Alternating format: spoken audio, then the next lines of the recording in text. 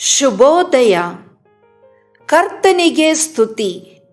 ಈ ಸುಂದರವಾದ ಮೇ ತಿಂಗಳಲ್ಲಿ ನಾವು ದೇವರ ವಿನಯಶೀಲ ಮತ್ತು ನಿಷ್ಠಾವಂತ ಸೇವಕನಾದ ಸಂತ ಜೋಸಫರನ್ನು ಗೌರವಿಸಲು ಒಂದಾಗಿ ಸೇರುತ್ತಿದ್ದೇವೆ.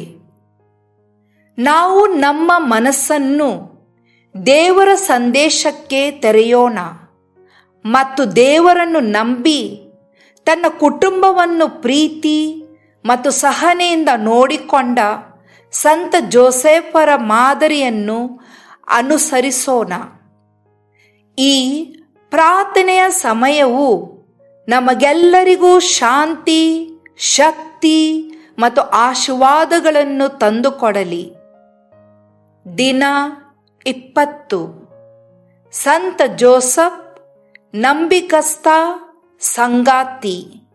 Saint Joseph faithful spouse. ದೇವರ ವಾಕ್ಯ: ಪ್ರೀತಿಯು ತಾಳ್ಮೆಯುಳ್ಳದು, ದಯೆಯುಳ್ಳದು, ಅದು ಎಲ್ಲವನ್ನೂ ರಕ್ಷಿಸುತ್ತದೆ, ಎಲ್ಲವನ್ನೂ ನಂಬುತ್ತದೆ. ಮೊದಲನೆಯ ಕೊರಿಂಥದವರಿಗೆ ವಾಚನ 13 ವಾಕ್ಯ 4-7. ಜ್ಞಾನ: ನಂಬಿಕಸ್ತಿಕೆಯು ಸಂಬಂಧಗಳನ್ನು ಒಂದುಗೂಡಿಸುವ ಮೌನ ಬಂಗಾರವಿದ್ದಂತೆ.